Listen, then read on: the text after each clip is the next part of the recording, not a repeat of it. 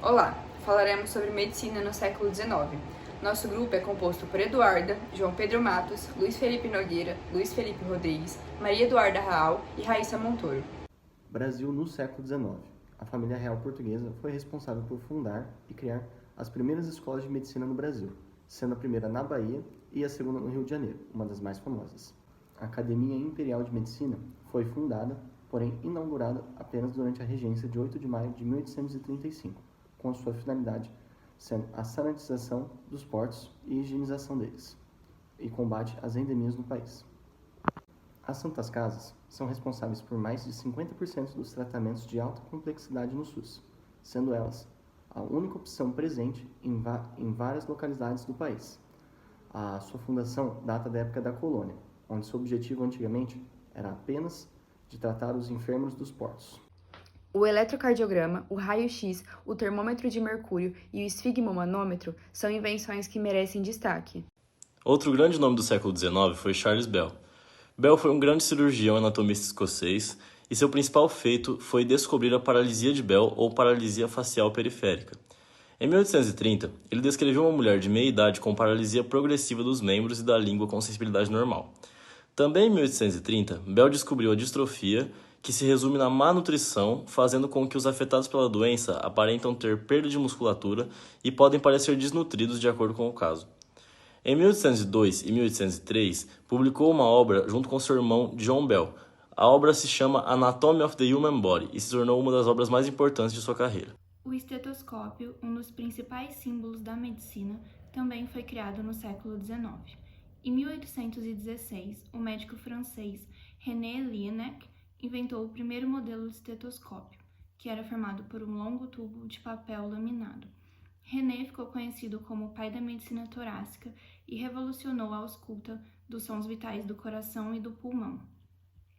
Outro médico que merece destaque no século XIX é James Blundell, um médico inglês que foi responsável pela primeira transfusão sanguínea bem-sucedida em humanos, que aconteceu em 1818 em mulheres com hemorragia pós-parto. Outro grande nome do século XIX foi Crawford Long, médico americano responsável pelo descobrimento do éter etílico, o qual ele utilizou em seu primeiro paciente para que pudesse ser realizada a primeira cirurgia sem dor já registrada na história, possibilitando assim com que o paciente pudesse ficar em coma induzido durante um procedimento cirúrgico realizado por Long, deixando assim sua marca na história, sendo conhecido como o pai da anestesia moderna, sendo o seu legado extremamente importante para a medicina moderna.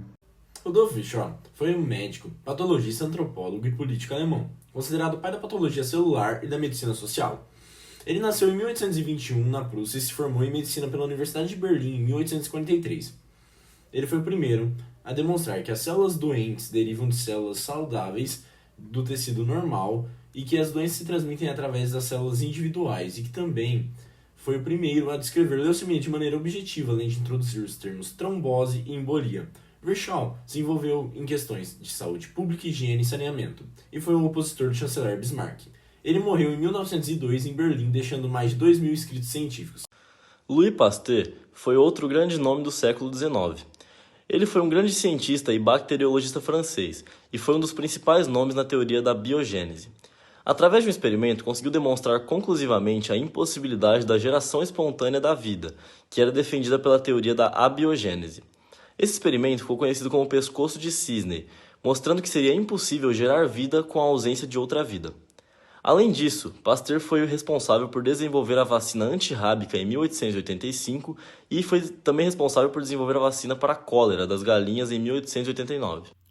Joseph Lister, um médico inglês, foi um dos grandes responsáveis pela revolução no campo da cirurgia durante o século XIX.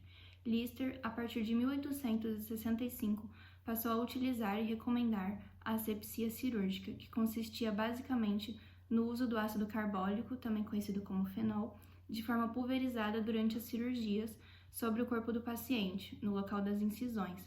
Assim, Lister ajudou a reduzir drasticamente os casos de óbito por infecção e também os casos de amputação por infecção.